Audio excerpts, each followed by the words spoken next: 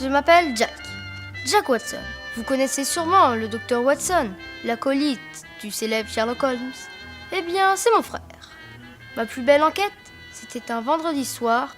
J'allais rentrer tout seul chez moi quand soudain, le téléphone s'est mis à sonner. Jack Watson, détective privé? Mon bracelet en diamant, on m'a volé mon bracelet en diamant, c'est épouvantable, venez vite. Calmez-vous. Qui êtes-vous et d'où appelez-vous? Je suis Jane Marple, je suis au tripot de la sardine à l'huile. Jane Marple. Ça me dit quelque chose. Oui, je suis sa petite fille, ça va, on va pas en faire un plat. Ah non, parce que moi je suis le frère de Watson, vous savez, le collègue de Sherlock Holmes. Connais pas. Bon, vous venez l'arrêter ou pas? Mais qui ça? Joe, le voleur. Mais vous savez qui est le voleur? Appelez donc la police. Je suis détective, j'enquête, moi madame. Non mais la police est déjà là, c'est eux qui m'ont dit de vous appeler, ils disent qu'il manque de preuves. Mais moi, je suis sûre que c'est Joe, mon ex-petite amie. J'arrive.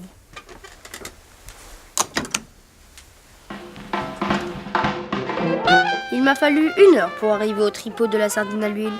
Impossible de trouver un taxi. Finalement, cette affaire commençait plutôt mal. Mais j'avais de la chance. Tous les témoins présents ce soir-là, je les connaissais déjà. Il y avait James Fox, le plus tricheur et le plus menteur de tous les joueurs de craps.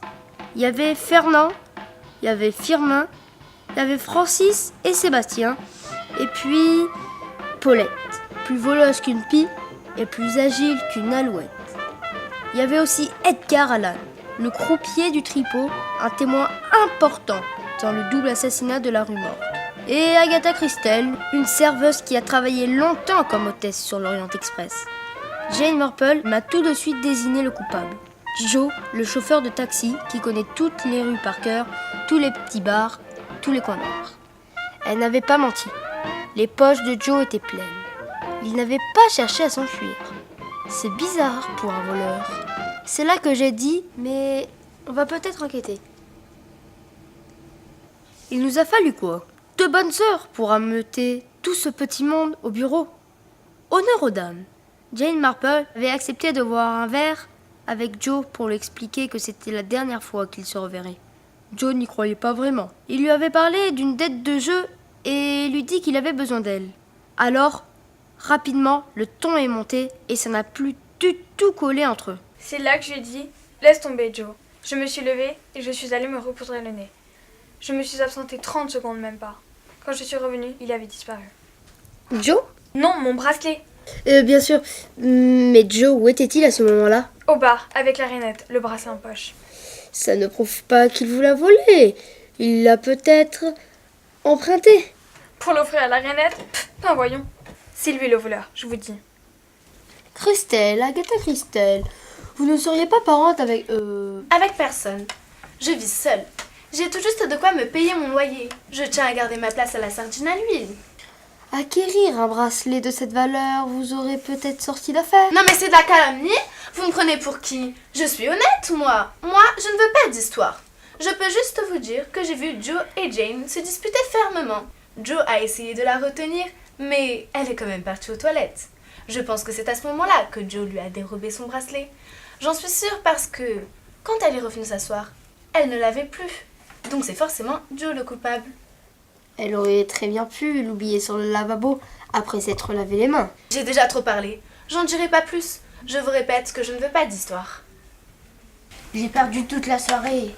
Pourtant, je faisais que des carrés. Paulette avait la main et m'a complètement plumée. J'ai rien pu faire. Bon, vous avez bien vu quelque chose?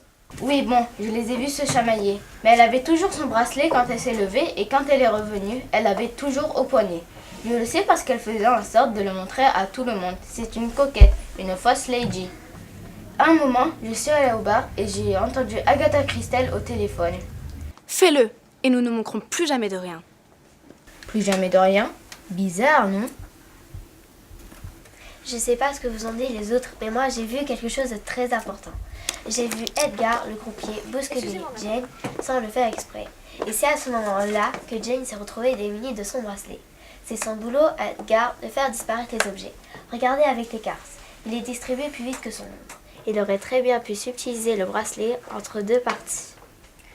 Bah voyons. Vous savez quoi? Je n'ai rien vu. Je n'ai rien entendu. Et je ne dirai rien.